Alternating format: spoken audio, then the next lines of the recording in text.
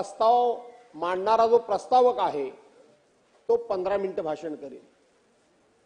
त्या प्रस्तावाला पाठिंबा देणारे सन्मान्य सदस्य आहेत ते 10-10 मिनिटं भाषण करतील। हे रेकॉर्ड आहे, अनुमोदन रेकॉर्ड आहे।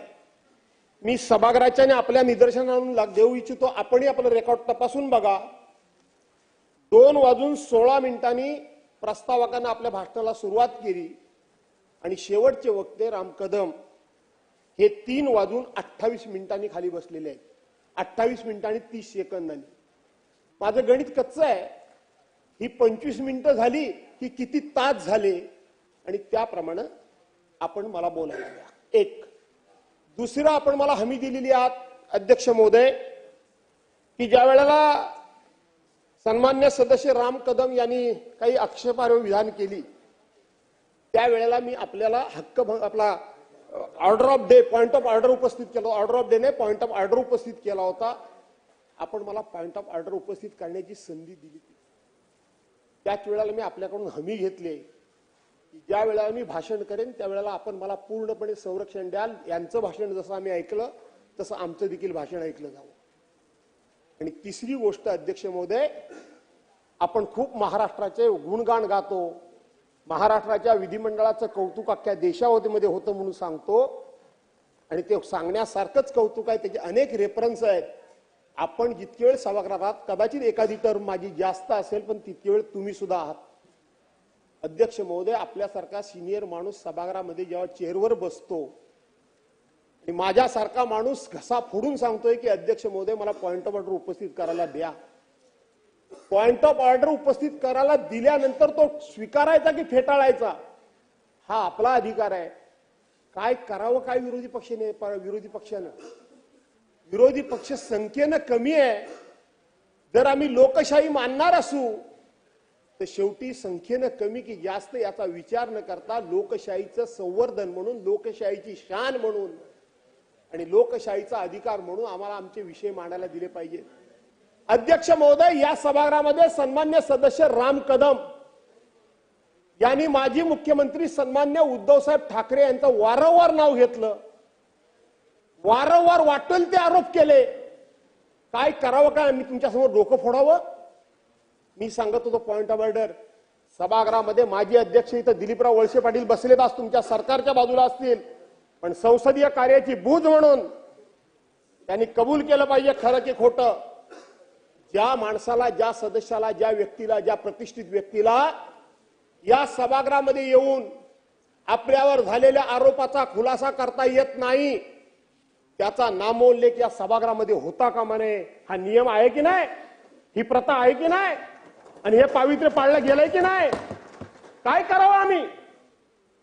आम्ही काय करायला पाहिजे? अध्यक्ष महोदयांना आता गप्प राहायला सांगा, त्यांना गप्प राहायला सांगा अध्यक्ष महोदय। आता राम कदम साहेब बसा, आपण बसा। भास्करराव जाधव साहेब, मी आपल्याला सांगितलं की काही चुकीचं बोललं गेलं असेल तर रेकॉर्डवरून काढलं जाईल। नाही अध्यक्ष महोदय ऐका जरा, आपण आता दोघांनी बोलूया, त्यांना जरा गप्प राहायला सांगा। अध्यक्ष महोदय बसा कदम साहेब बसा। तुमचं भाषण चालू असताना त्यांना 3दा बसवलं मी।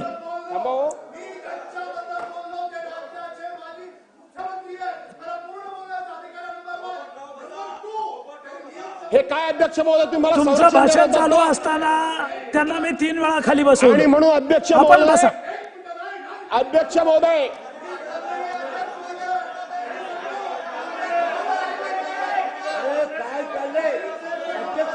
बघतोस तुला आता। अध्यक्ष महोदय, मी या निमित्तानं माझे सर्व नवीन सहकारी आपण बसा ना, तुम्ही बोलत असताना त्यांना 3दा भास्कररावला खाली बसवलं। आपण बसा, मी बसतो काय? तुम्ही मला बसवल्यानंतर मी पुन्हा बसले, तुम्ही 3दा बसले। करा कंटिन्यू, पुन्हा उठलो नाही, कंटिन्यू करा। एवढे आरोप करतो मी गप्प होतो। अध्यक्ष महोदय, मला सन्मान्य नवीन सदस्यांना सुद्धा काही या ठिकाणी विनंती वजा सूचना करायची आहे।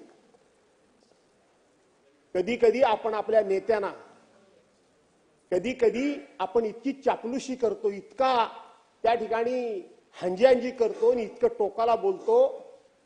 कदाचित आपल्याला असं वाटत असेल की अशा वक्तव्यानं आपले नेते खुश होतील, पण आपण कळत नकळतपणे त्या पक्षाची प्रतिमा खराब करतो. पक्षांतरचा विषय माझ्या नशिबात सुद्धा आला होता, पण अध्यक्ष महोदय, पूर्वीच्या पक्षाबद्दल एक गैरशब्द काढल्याचा सभागृहामध्ये कुणीही सांगा. आहे तिथे जुनी जाणती म्हणजे सुधीर भाऊ गेले, कदाचित माझ्या बरोबरचे सुधीर भाऊ आहेत, त्याच्या अगोदरचे जयंतराव पाटील, भुजबळ साहेब, दिलीप वळसे पाटील आणि अजितदादा, एवढेच आता जुने सदस्य राहिले. त्याच्यानंतर बाकी सगळे आमच्यापेक्षा जुने आहेत, नवीन आहेत. मी आणि सुधीर भाऊ आहेत, बाकी तुम्ही एक आहात. पण तुमच्याबद्दल मला तर वाईट वाटलं मंत्री महोदय. तुम्ही अध्यक्षांना गप्प सांगत होता आणि त्यांना बोलू द्या म्हणून सांगत होतात. हे बरोबर नाही मंत्री महोदय, हे बरोबर नाही. आणि मला तुम्हाला विनंती करायची आहे की कुणीतरी म्हणायला पाहिजे होतं की हे योग्य नाही, पण तुम्ही त्यांना प्रोत्साहन देत होतात. तुम्हाला असं वाटत असेल जाधव साहेब, माझ्याकडे पाहून बोला आणि राज्यपालाच्या अभिभाषणावर बोला. हे त्यांना काय सांगितलं? माझ्याकडे पाहून बोला. हे मगाशी त्यांना काय सांगितलं? त्यांनाही थांबवलं ना मी. काय थांबवलं? त्यांनाही थांबवलं. मी टायमिंग वाचून दाखवलं. बोला, राज्यपालाच्या भाषणावर बोला. बोला बोला. कशाला बोलायचं मग? बोला, तुम्हीच बोला, आम्ही जातो. आणि म्हणून आपल्याला असं वाटत असेल की हे आपण भूषणावं करतोय, असं होत नाही अध्यक्ष महोदय. समाज फार डोळस आहे, समाजाचे डोळे उघडे आहेत. काय करतोय काय करत नाही आपण हे बाहेर समाज त्याचा लेखाजोखा मांडत असतो, याचं भान ठेवा. अरे सत्ता येतात आणि जातात, आल्या आणि गेल्या. कैक सत्ता आल्या आणि कैक सत्ता गेल्या. ही पहिली आणि शेवटची नाहीये. याच्या पुढे सुद्धा ही लोकशाही जिवंत ठेवायची आहे. आणि म्हणून अध्यक्ष महोदय, अशा पद्धतीने एका नेत्याचं नाव घेणं हे आजपर्यंत या सभागृहामध्ये कधी झालं नाही. आणि चुकून जर कुणी नाव घेतलं तर तात्काळ तालिका त्या असलेले चेअरपर्सननी त्यांना सांगितलं हे नाव बंद करा, घ्यायचं नाही. मी तुम्हाला विनंती करतो की माझ्या नेत्यावर जे आरोप झाले ते तुम्ही काढू नका. माझ्या नंतरची पिढी आपल्या वाचनालयामध्ये हे वाचायला येईल आणि आपण किती आदर्श इथं निर्माण केलेत ते लोकांना कळतील. असं समजू नका तुम्ही, लोकांना कळतील. अध्यक्ष महोदय, मी या ठिकाणी राज्यपालांच्या भाषणावर बोलण्याकरता मी सुरुवात करतो.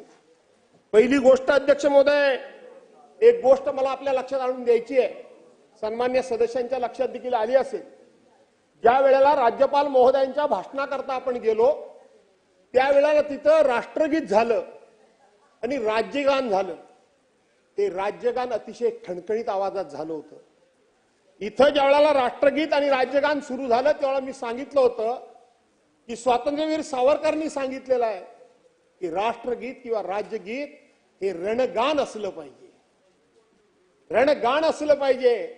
गान गाताना, ते राष्ट्रगीत गाताना, राज्यगान गाताना अंगातून असे शहारे राहिले पाहिजेत, अंगामध्ये असे एक प्रकारचा रक्त उसळून आलं पाहिजे. आणि आपण आपलं जे जाऊ द्या हो, कशाला उगाच एवढं ऐकल्यानंतर पण पुन्हा रामकदम रामकदम करता काय? काय ऐकतात ते? त्यांना ऐकवायचं, त्यांना दुसऱ्यांना ऐकवायचं होतं, पण ते काय एवढे तर कमी बुद्धीचे नाही आहेत. आणि म्हणून स्वातंत्र्यवीर सावरकरांनी सांगितल्याप्रमाणे वरच्या सभागृहातलं राष्ट्रीय गीत आणि राज्यगान हे एकदम खणखणीत आवाजात झालं, जोशात झालं. पण त्यानंतर माझं चुकत असेल तर मला करेक्ट करा, मी काय आरोप करत नाहीये. परंतु दोन्ही गाणी तुम्ही एकदा एकत्र ऐका, अध्यक्षांना सांगा. मला असं वाटतं की या खालच्या सभागृहातल्या त्या गाण्याच्या रेकॉर्डमध्ये सुधारणा झालेली नाही. जय जय महाराष्ट्र माझा हे जेव्हा गाणं सुरू होतं, भीती ना आम्हा तुझी मुळी ही गडगडणाऱ्या नाभा, गडगडाट झाला पाहिजे. अस्मानीच्या, अस्मानीच्या म्हणजे अस्मानीच्या नव्हे, अस्मानीच्या सुलतानीला जवाब देतील जिबा. म्हणजे समोरच्या माणसाच्या हातामध्ये शस्त्र असेल, तलवार असेल, तर त्या तलवारीला सामना करण्याची जीभ माझी, हा त्याचा अर्थ आहे. आणि म्हणून ती गाणी जरा क्रॉस चेक करा आणि जर सुधारणा करावीशी वाटली, तुम्हाला वाटलं दोन्ही सारखे आहेत, तर माझा काही आग्रह नाही. पण माझं म्हणणं आहे की दोन्ही गाणी सारखी नाही. अध्यक्ष महोदय, राज्यपाल महोदयांचं या ठिकाणी भाषण झालं. हे राज्यपाल महोदयांचं भाषण करत असताना या राज्यपालांच्या भाषणामधला कुठला मुद्दा मी या ठिकाणी चांगला घेऊ हेच मला खरं सांगायला तर सांगता येत नाही. कायदा आणि सुव्यवस्थेच्या बाबतीत काय बोलले राज्यपाल महोदय? थोडं एका मुद्द्यावर बोलणार होतो पण भाषणच राजकीय झालंय आणि म्हणून आता मला सुद्धा राजकीय भाषण करावंच लागणार आहे. काय झालं काल या या या मंत्रालयामधल्या या सभागृहामधल्या आणि या मंत्रिमंडळामधल्या एका मंत्र्याला राजीनामा द्यावा लागला. कालपर्यंत 9 डिसेंबर ती कालची तारीख. आपण पण मराठवाड्यातल्या शेजारच्या जिल्ह्यातल्या शेजारच्या गावातल्या आहेत. 9 डिसेंबर ते कालच्या तारखेपर्यंत नाना तऱ्हेचे आरोप झाले. अनेकांनी त्या ठिकाणी सांगितलं. मी लांबचे त्या ठिकाणी सांगत नाही पण या सभागृहामधले सन्मान्य सदस्य सुरेश धस यांनी पहिल्या दिवशी सांगितलं आणि नागपूरला डिबेटला आम्ही जेव्हा बसलो होतो त्यांनी आम्हाला फोटो दाखवले. ते सातत्यानं सांगत होते की ज्याला मारला त्याला इतक्या निर्दयपणे मारला, इतक्या निर्घुणपणे मारला आणि तो पाणी पाणी मागत होता. त्याला पाण्याच्या ऐवजी त्याच्या तोंडामध्ये त्या ठिकाणी लघवी करण्यात आली. ही शुद्ध मराठी शब्द वापरतोय. हे लघवी बिगवीचे फोटो, त्याला मारतानाचे फोटो, त्याची हालाल करणाऱ्याचे फोटो, ज्याचं वर्णन सुरेश धस सातत्यानं करत होते, ज्याचं वर्णन संदीप क्षीरसागर सातत्यानं करत होते, ज्याचं वर्णन बाकीचे सगळे सातत्यानं करत होते, ते फोटो काल आले, व्हायरल झाले परवांच्या दिवशी आणि काल धनंजय मुंडेंचा राजीनामा घ्यावा लागला. अध्यक्ष महोदय, याचा अर्थ जे सुरेश धस सांगत होते, जे सुरेश धसना फोटो माहिती होते, ते सरकारकडे फोटो नव्हते काय? ते पोलीस खात्याकडे फोटो नव्हते काय? मग जर नव्हते तर सुरेश धस सांगत होते की त्याच्या तोंडामध्ये लघवी केली, ती वस्तुस्थिती कशी निघाली? याचा अर्थ या सरकारने संतोष देशमुखची ज्या पद्धतीनं हत्या झाली, त्याचा ज्या पद्धतीनं खून झाला, त्याच्या बायको पांढरं कपाळ घेऊन, त्याची पत्नी, बायको म्हणजे पत्नी पांढरं कपाळ घेऊन प्रत्येकाच्या दारोदार फिरत होती. परंतु सत्ता पिपासू लोकांना सत्ते पुढे कोणाची दयामाया आली नाही. त्या माऊलीचं पांढरं कपाळ दिसलं नाही. ती छोटी त्याची मुलगी सातत्यानं लोकांच्या घरामध्ये जाऊन मला न्याय द्या न्याय द्या म्हणून सांगत होती. ते कोणाला कळलं नाही. ते सरकार कुठल्या कायदा आणि सुव्यवस्थेबद्दल बोलतं? कुठल्या कायद्या आणि सुव्यवस्थेबद्दल बोलता तुम्ही? काय झालं तुमचे? काय म्हणतात राज्यमंत्री? पुण्याच्या बसमध्ये एखाद्या महिलेवर बलात्कार झाला, संवेदनाहीन तुम्ही सांगता हे सगळं चुपचापपणे झालं, कुठल्या प्रकारचा विरोध न करताना झालं, कुठल्या प्रकारचा आरडाओरडा न करताना झालं. अरे तुमच्या जीवा वळतात कशा? तुमच्या जीवा वळतात कशा? साहेब, सत्ता येईल नाही जाईल. पुन्हा एकदा मी सांगतो, सत्तेत तुम्ही पण होतात, काही वर्ष मी सुद्धा होतो. परंतु इतक्या पद्धतीनं, अशा पद्धतीनं मंत्री मुजोरपणे बोलण्याचं त्यांचं धाडस कसं होतं? त्यांना त्यांच्या जबाबदारीची जाणीव का नाही? अध्यक्ष महोदय, जबाबदारीची जाणीव झाली पाहिजे. दुसरे मंत्री, त्यांना कोर्टानं आता शिक्षा, आज काय ते मला वाटतं स्टे दिलाय त्यांच्या कोर्टानं, त्यांच्या शिक्षेला. आमचं काही त्याबद्दल म्हणणं नाही. पण या सभागृहातले सदस्य सुनील केदार यांना कोर्टाने निर्णय दिल्याबरोबर 24 तासाच्या आतमध्ये तुम्ही त्यांचं सभासत्व काढून टाकलं. 24 तासाच्या आतमध्ये राहुल गांधींचं सभासत्व गेल्याबरोबर त्यांचं सभासत्व काढून टाकलं. त्यांचं राहतं घर तुम्ही काढून टाकलं. कोर्टानं नंतर चपराक दिली, हा भाग वेगळा. अहो, न्याय जर करायचा असेल तर एकाला एक न्याय नाही एकाला एक न्याय असं राज्य करते म्हणून तुम्ही सर्वांना समान न्यायानं वागवता म्हणून या ठिकाणी वाक्य प्रयोग करता. काय त्याला अर्थ आहे अध्यक्ष महोदय? कोण सुरक्षित आहे अध्यक्ष महोदय? कोणी सुरक्षित नाही अध्यक्ष महोदय. आणि म्हणून मला तुम्हाला विनंती करायची आहे अध्यक्ष महोदय की या ठिकाणी अशा पद्धतीनं कामकाज चालून सर्वांना समानता न्याय देता येणार नाही. मंत्री महोदय, मगाचे सन्मान्य सदस्य इथं मगापासून सारखे सगळे आकडे सांगत होते, नगरपालिकेचे सांगत होते. मला तुमचं दुःख मला माहिती आहे, तुमच्या मनातल्या वेदनात मला माहिती आहे, तुम्हाला काय खुपतंय ते मला माहिती आहे. उद्धव बाळासाहेब ठाकरे यांचा 2.5 वर्षाचा मुख्यमंत्री पदाचा कालावधी होता.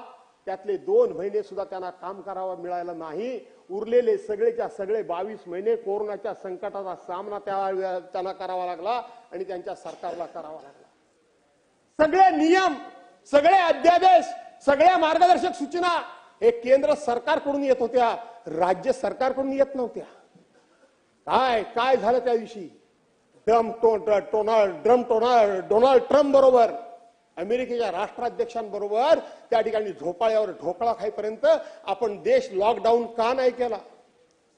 ते गेल्यानंतर लॉकडाऊन आपण देश केला, हे पद्धतशीरपणे आपण विसरायला माझी काही हरकत नाही. पण त्या उद्धव बाळासाहेब ठाकरेंच्यावर तक्रार करत असताना आजही या इतिहास आहे की देशाच्या राष्ट्रपतींनी कौतुक केलं, देशाच्या पंतप्रधानांनी कौतुक केलं, सर्वोच्च न्यायालयानं कौतुक केलं आणि WHO सारख्या जागतिक संघटनेनं सुद्धा उद्धव बाळासाहेब ठाकरेंच्या कामाचं कौतुक केलं. 11,000 प्रेत मुंबईमध्ये असं सांगितलं गेलं. कदाचित माझे मित्र सन्मान्य सदस्य, मला वाटतं उत्तर प्रदेशातली गंगेतली प्रेत त्यांनी मोजलेली असावी, त्यांनी मध्य प्रदेशच्या रस्त्यावरची प्रेत मोजलेली असावी, त्यांनी गुजरातच्या रस्त्यावरची प्रेत मोजलेली असती. खरं तर हा विषयच आता नव्हता, पण माझ्या मित्राला मी धन्यवाद देतो की त्यांनी मला याचा खुलासा करायची संधी दिली. ती प्रेत त्यांनी तिथली मोजलेली असावी. अध्यक्ष महोदय, आज हे माझं आव्हान आहे की केवळ मुंबईमध्ये नाही तर महाराष्ट्रामध्ये कोरोनामुळे जर 11,000 लोक मृत पावले असतील तर त्याचा अधिकृत आकडा हा सरकारने जाहीर करावा. माझं काही म्हणणं नाही, करा जाहीर, काही हरकत नाही. अध्यक्ष महोदय, चुका झाल्या असतील तर त्या ठिकाणी सर्वांनी मिळून त्याची जबाबदारी घेतली पाहिजे. कोणावर आरोप करता तुम्ही? अरे आरोप जे करत असता नगर विकास खात्यासंदर्भात तुम्ही आरोप करता, गेली 8 वर्ष ते खातं कोणाकडे आहे? कोणाकडे आहे? तुमच्या सत्तेमध्ये असलेल्या एकनाथराव शिंदेच्याकडे आहे. एकनाथराव पळाले तुमचं भाषण ऐकून. एकनाथरावला कळून चुकलं की त्या ठिकाणी बर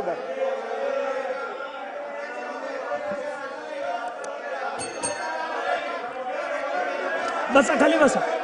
भास्करराव, आपण राज्यपालाच्या अभिभाषणावर बोला. अध्यक्ष महोदय, तुम्ही खाली बसा. एकनाथराव भाषण राम कदम, तुम्ही राज्यपालाच्या अभिभाषणावर बोला. राज्यपालाच्या भाषणावर बोला आणि तपासून पटलावरलं काढलं जाईल. तपासून पटलावरचं काढलं जाईल. अध्यक्ष महोदय, राज्यपालाच्या अभिभाषणावर बोला. तपासून काढलं जाईल. रेकॉर्ड तपासून काढलं जाईल. सन्मान्य सदस्य राम कदम भाषण करत होते, त्यांचा हे भान राहिलं लक्षात नाही की एकनाथराव शिंदे नगर विकास मंत्री आहेत. हे तुमच्या मंत्रिमंडळात होते, हे सुद्धा तुमच्या मंत्रिमंडळात होते. माननीय भास्कररावजी, आपण सिनियर सदस्य आहात, समोर पाहून बोला आणि समोर पाहून बोला. आपण राज्यपालाच्या अभिभाषणावर या. अध्यक्ष महोदय, आपण जो एक वोट दुसऱ्या तुमचा टाइम संपत आलेला आहे. राज्यपालाच्या भाषणावर बोला. माननीय राज्यपाल महोदयांच्या भाषणावर सुरुवात करा. राज्यपालाच्या भाषणावर बोला. अध्यक्ष महोदय, आपण आता याच्यामध्ये असं म्हटलंय, रेकॉर्ड तपासून काढलं जाईल. रेकॉर्ड तपासून काढलं जाईल. बसून घ्या.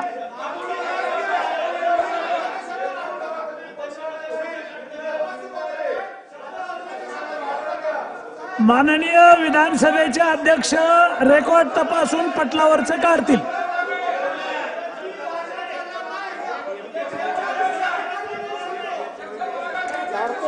माननीय विधानसभेचे अध्यक्ष रेकॉर्डवर तपासून पटलावरून काढतील.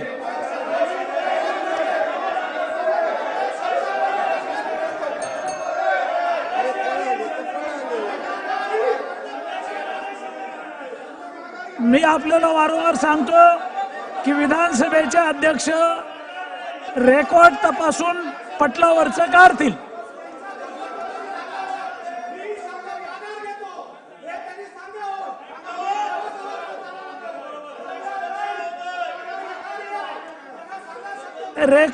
रेकॉर्ड तपासून ते काढलं जाईल.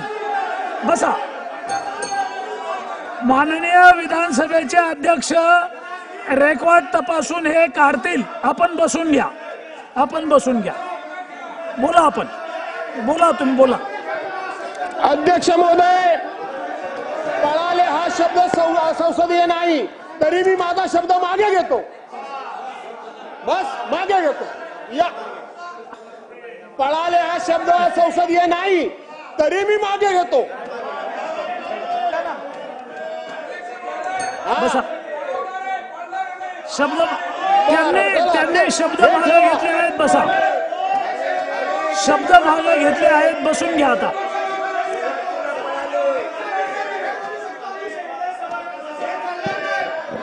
सुरू करा. आणि म्हणून अध्यक्ष महोदय,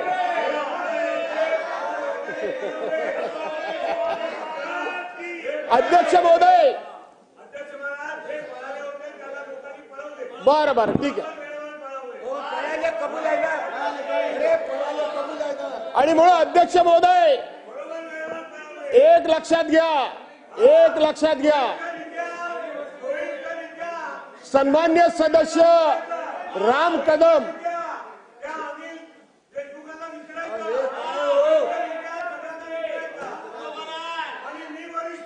काय चाललं अध्यक्ष महोदय, काय चाललंय? बोला भास्कररावजी. चला आणि राज्यपालाच्या म्हणून अभिभाषणावर राम सुरू कदम. करा. राज्यपालाच्या अभिभाषणावर बोला. तुमचा वेळ संपत आलेला आहे. राम कदम हे आरोप करत असताना भाजपची चाल काय ती मला चांगली माहिती आहे. आपल्या बरोबर ठेवायचं आपल्या मित्राला. आपण राज्यपालाच्या अभिभाषणावर आलेच नाही अजून. माननीय भास्कररावजी, आपण राज्यपालाच्या अभिभाषणावर सुरुवातच केलेली नाहीये. तुमचा टाइम संपत आला. मूळ मुद्दा आहे राज्यपाल महोदयांच्या अभिभाषणावर बोला. हे राम कदमनं नाही सांगितलं आपण. सांगितलं, त्यांनाही थांबवलं. बर ठीक आहे. आपण तर बोला. अध्यक्ष महोदय, आपला राज्यपाल महोदयांनी या ठिकाणी सांगितलंय की अंगणवाडीच्या मुलांच्या समोर आम्ही शिवजयंतीचा कार्यक्रम जाहीर करणार आहोत का, तर त्यांच्यावर सुद्धा त्या पद्धतीचे चांगले संस्कार व्हावे अशा पद्धतीचं त्यांनी सांगितलं. अध्यक्ष महोदय, 2 दिवस या सभागृहामध्ये जो काही प्रकार झाला, अबू आझमी इथल्या सदनाचे सदस्य जे काही बोलले, त्या संदर्भामध्ये संपूर्ण सभागृहानं सरकारला समर्थनच दिलेलं आहे. सरकारनं समर्थन दिलेलं आहे. काल एका बाजूने हा विषय मांडण्याचा प्रयत्न आला. अशा सर्वसाधारणपणे अतिशय सेन्सिटिव्ह विषय जो असतो, जो विषय अशा प्रकारचा सेन्सिटिव्ह असतो, त्याच्या वेळेला सर्वसाधारणपणे प्रथा अशी आहे की दोन्ही बाजूच्या सदस्यांचं मत काय ते ऐकून घ्यावं. काल या बाजूच्या सदस्यांनी विषय मांडला, त्यांना त्यांच्या भावना व्यक्त करायची संधी मिळाली. आम्ही सातत्यानं उभा राहिलो होतो, आम्हाला संधी मिळाली नाही. पण अध्यक्ष महोदय, तुम्ही बघा, रेकॉर्ड काढून बघा. जे काय रामभाऊ आरोप करत होते तिथं माझं रेकॉर्ड काढून बघा. मी इथनं मला मोडक्या तोडक्या म्हणजे भाषेमध्ये इथं गोंधळ सभागृहामध्ये असताना मी स्वतःहून सांगितलंय की अशा पद्धतीनं कोण छत्रपती शिवाजी महाराजांबद्दल वक्तव्य करत असेल तर तो कोणी असू दे, छत्रपती शिवाजी महाराज असतील, छत्रपती संभाजी महाराज असतील, आणखीन कोण राष्ट्रीय पुरुष असतील, त्यांच्याबद्दल असं वक्तव्य करणाऱ्याला शिक्षा जे काही सरकार देईल त्याच्या पाठीशी आम्ही उभे राहू. आज सुद्धा सरकारनं या ठिकाणी प्रस्ताव आणला. भास्करराव, माननीय भास्करराव साहेब, इकडे पाहून बोला. आणि राज्यपालाच्या अभिभाषणावर राज्यपालांचं बोलतोय ना मी. तुम्ही राज्यपालाच्या अभिभाषणावर बोला. मागे पाहू नका, राज्यपालांचं समोर पाहून बोलतोय. बोला. कंटिन्यू करा, तुम्ही कंटिन्यू करा. आज सुद्धा सरकारने हा प्रस्ताव आणला, त्याला आमचा पाठिंबा आहे, त्याला आमचा पाठिंबा आहे. आम्ही जाहीर केलं आणि तरी सुद्धा आमच्यावर आरोप. पण अध्यक्ष महोदय, त्याच वेळेला नियम 97 अन्वये छत्रपती शिवाजी महाराज प्रशांत कोरटकरने अपमान केला, राहुल सोलापूरकरने अपमान केला. याबद्दल मात्र सरकार काही बोलायला तयार नाही. आमची भूमिका ही आहे की कोण हिंदू आहे, कोण मुसलमान आहे, कोण ईसाई आहे, कोण शीख आहे, कोणी कुठल्याही धर्माचा असू द्या, जो म्हणून छत्रपती शिवाजी महाराजांचा, छत्रपती संभाजी महाराजांचा अपमान करेल त्याला म्हणून सरकारनं शिक्षा करावी. आम्ही सरकारच्या पाठीमागे उभे आहोत. ही आमची अध्यक्ष महोदय भू आहे. अध्यक्ष महोदय, या ठिकाणी ग्रीनफील्ड सरकारनं शक्तीपीठ रस्ता करण्यासंदर्भामध्ये या ठिकाणी बघा, ऐका, रामदास कदम साहेबांचं भाषण चालू असताना भास्करराव 3 वेळा उठले आणि पॉइंट ऑफ ऑर्डर म्हणले. त्यांना बोलायला संधी दिली नाही. त्यांचं भाषण संपू दे ना. तुमचा काही पॉइंट ऑफ ऑर्डर तुम्हाला बोलू देऊ ना. बोला.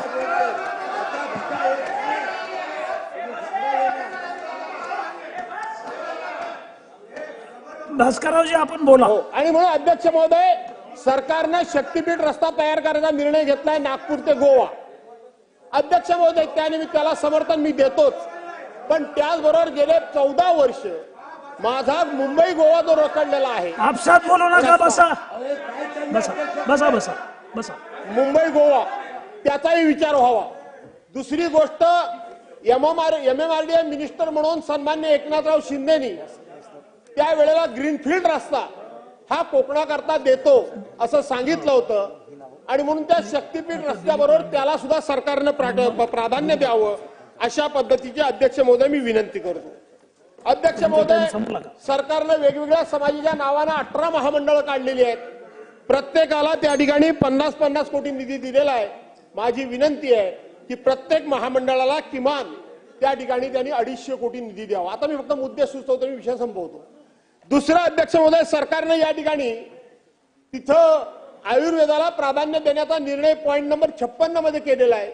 माझी विनंती अशी अध्यक्ष महोदय की कोकणामध्ये मोठ्या प्रमाणे जैवविविधता भरपूर आहे, आणि कोकणामध्ये निसर्गता औषधी वनस्पती मोठ्या प्रमाणात आहेत, आणि म्हणून त्याचं संशोधन सुद्धा करण्याकरता सरकारने जे इतर जिल्हे घेतलेले आहेत त्याच्यामध्ये कोकणामध्ये देखील आमचे 4 जिल्हे घ्यावेत. सिंधुदुर्ग, रत्नागिरी, रायगड आणि ठाणे. मुंबई थोडा बाजूला ठेवा, किंवा पालघर पण घ्यावा लागेल, कारण आता नवीन पालघर झालाय, त्याचाही विचार करावा. अध्यक्ष महोदय, सरकारनं या ठिकाणी बालेवाडीच्या धर्तीवर नागपूरला सुद्धा एक क्रीडा संकुल उभं करायचा निर्णय केलाय. त्यांना डिस्टर्ब करू नका, बसून घ्या, बसा, खाली बसा. डॉक्टर आमदार साहेब बसा. आणि म्हणून सरकारनं बालेवाडीच्या धर्तीवर एक नागपूरला खूप मोठं अशा पद्धतीचं क्रीडा संकुल उभं करायचं म्हटलंय. पण अध्यक्ष महोदय, आपल्याला आठवत असेल 2009 साली सरकारने एक निर्णय घेतला, ताडुका क्रीडा संकुल, जिल्हा क्रीडा संकुल, विभागीय क्रीडा संकुल, आणि त्याचा फार मोठा अतिशय वाईट अशा प्रकारचा परिणाम झालेला आहे. अध्यक्ष महोदय, सरकारनं नुकतंच दावोसला जाऊन पॉइंटेड प्रश्न घ्या. 26 मिनिटं झाले. घ्या, घ्या ना, घ्या. आपण त्यांना दिलेली घ्या, वेळ घ्या, वाचून दाखवली मी. घ्या घ्या घ्या. ठीक आहे, एक 2-4 मिनिटात मी आठवतो माझं 5 मिनिटं. आणि म्हणून सरकारनं दावोसला गेलं, सरकारनं सांगितलं त्या ठिकाणी 15,72,000 कोटी रुपयाची गुंतवणूक. हे राज्यपालांच्या भाषणात आहे. हा, ज्यांनी वाचलं नसेल त्यांना कळणार नाही, ते मी सांगतो. मुद्दा नंबर तो आहे 4. मी वाचलंय. नाही, आपल्याला नाही म्हणा, आपल्याला कसं म्हणा, आपण चेअरपर्सन आहात. आणि म्हणून त्यांनी सांगितलं की 15,72,000 कोटी रुपयाची गुंतवणूक झाली. अध्यक्ष महोदय, त्यांनी सांगितलं 15 लाख लोकांना नोकऱ्या आम्ही देणार आहोत. मी थोडंसं गणित केलं अध्यक्ष महोदय, 15,72,000 कोटी गुंतवणूक, राष्ट्रीय आंतरराष्ट्रीय कंपन्या किती 63. मग मी त्याला विचार केला की प्रत्येक कंपनीला खर्च किती येणार, तर 24,952 कोटी. आणि 24,952 कोटीच्या कंपनीमध्ये प्रत्येक कंपनीला 23,809 कामगार लागणार. वा रे वा, सरकार खरोखर जादूगार आहे सरकार, आणि सरकारने जादूगिरी करावी अशी त्यांना मी विनंती करतो. अध्यक्ष महोदय, 28 जिल्हा आणि 77 गट हे आपण डोंगरी विकासमध्ये घेतले. मला वाटतं आपला पण जिल्हा आता आलाय, हल्ली माझा मतदारसंघातला ग्वाघर आलाय. याला बरेच वर्षापासून 1 कोटी रुपये निधी होता. या प्रत्येक गटामागे 250 कोटी आणि अर्ध गटामध्ये 125 कोटी रुपये निधी द्यावा अशा प्रकारची अध्यक्ष महोदय विनंती करतो. अध्यक्ष महोदय, आपण इथं सांगितलंय की 24 ते 25 या वर्षामध्ये 10 लाख आम्ही प्रशिक्षित अशा प्रकारचे मुख्यमंत्री युवा कार्य प्रशिक्षण आम्ही तयार करणार आहोत. अध्यक्ष महोदय, निवडणुकीच्या पूर्वी सप्टेंबर मध्ये हा GR निघाला, सप्टेंबर मध्ये. आणि मुख्यमंत्री युवा कार्य प्रशिक्षण योजनेचे तुम्ही दिलेला आकडा 1,32,000 युवकांना तुम्ही प्रशिक्षण दिलं. मला उत्तर द्या या सभागृहामध्ये की आता एप्रिल महिन्यानंतर या युवकांचं काय होणार आहे. या युवकांना घरी पाठवलं जाणार आहे निवडणुकीकरता, म्हणून त्यांना अशा पद्धतीने नेमलं गेलं. जर सरकार हे मुख्यमंत्री युवा प्रशिक्षण कार्य, तुम्ही युवकांचे युवक आहात, तुम्ही काय कमी युवक आहात काय.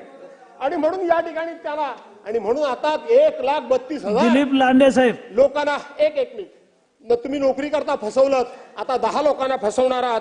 आणि म्हणून अध्यक्ष महोदय अशा पद्धतीने फसवेचे धंदे बंद करण्याच्या ऐवजी अध्यक्ष महोदय सरकारला आता थम्पिंग मेजॉरिटी मिळालेली आहे. थम्पिंग मेजॉरिटी मिळालेली आहे.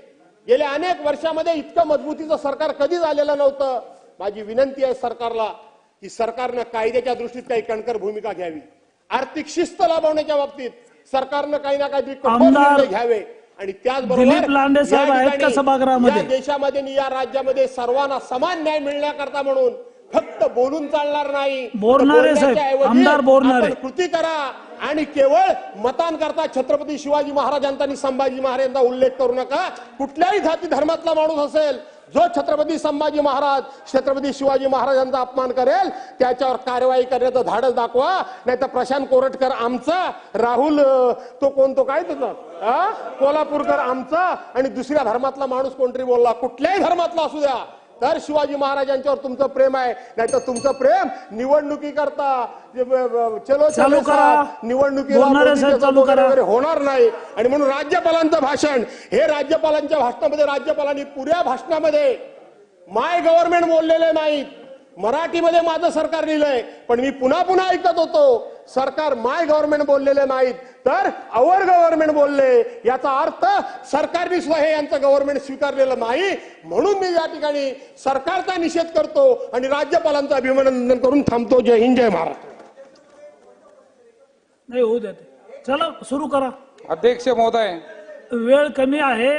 पॉइंट ऑफ प्रोसिजर मध्ये वेळ घालू नका. बोरणारे साहेब अध्यक्ष सुरू करा. महोदय, राज्यपालाच्या चला सुरू करा. तुमचा टाइम अभिभाषणाचं- कमी होतोय. बोरणारे साहेब तुमचा टाइम वाया जातो. तुम्ही